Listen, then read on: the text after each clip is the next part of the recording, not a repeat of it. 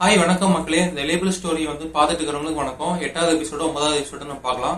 இதுல ரங்கா சாருங்கிறவங்க வந்து பங்க் சுரேஷ் கூட சேர்ந்துட்டு ஒரு மீட்டிங் வந்து அட்டன் பண்றாரு. அது வந்து ஜெய்கிட்ட வந்து சொல்ல வராரு. அப்போ ஒரு விஷ்ணு கடை தூக்கி எறிகிறாரு. அது எதுக்கு அப்படி காமிச்சாங்க அப்படின்னு தெரியல. அப்படியே காமிக்காமே இருந்துக்கலாம் அந்த 8வது எபிசோட்ல. அதுக்கப்புறம் மீட் பண்ண போகும்போது அந்த ஒரு வாட்ஸ்அப்ல எடுத்து ஒரு போஸ்ட் ஒன்று போடுறாரு. அதுக்கப்புறம் அவர் வந்து மர்டர் பண்ணிடுறாங்க. அதுக்கப்புறம் கிருபா அப்படிங்கிறவர் வந்து போலீஸ்ல வந்து ட்ரைனிங் கொடுத்துருந்தாரு இல்லையா, அவரையும் வந்து கொல்ல முயற்சி பண்றாங்க. அதுக்கப்புறம் ஹாஸ்பிட்டல் சேர்த்ததுக்கு அப்புறம் தான் அந்த ரங்கா சாரை வந்து போட்டு தள்ளுறாங்க. நான் 9வது எபிசோட் என்ன அப்படின்னாக்கா, வீராவும் குமாரும் வந்து திருந்திடுறாங்க.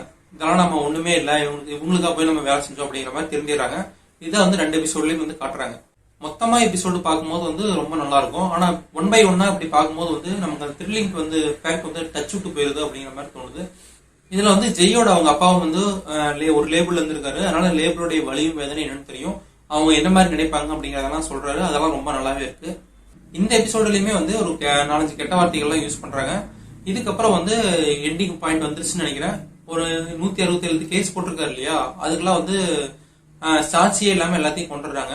இதுக்கப்புறம் ஜெய் வந்து என்ன பண்ணாரு, அந்த பங்க் சுரேஷ் என்ன ஆவாங்க, அந்த செங்குட்டுமை வந்து என்ன நிலைமைக்கு போவாப்ல, ஏன்னா பாதாளத்தை போட்டாங்க, அவர் மட்டும் தான் இருக்காரு அப்படிங்கும்போது வந்து இதுக்கப்புறம் கதையை எப்படி கொண்டு போவாங்க, ஜெய் வந்து அவங்களெல்லாம் அட்டாக் பண்ணி மறுபடியும் இது பண்ணுவாரா, இல்ல கேஸ் போட்டே வந்து வாதாடி ஜெயிப்பாரா அப்படிங்கறதுதான் வெப் சீரிஸோட ஸ்டோரி.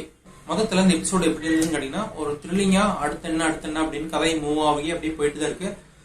சின்ன பசங்க யாரும் பார்க்க வேண்டாம், 18 வயசுக்கு மேல உள்ளவங்க இந்த வெப் சீரிஸை பாருங்க. இந்த வீடியோ பிடிச்சிருந்தா லைக் பண்ணுங்க, ஷேர் பண்ணுங்க, கமெண்ட் பண்ணுங்க. நெக்ஸ்ட் வீடியோ சந்திக்கிறேன். எல்லாத்துக்கும் பாய்.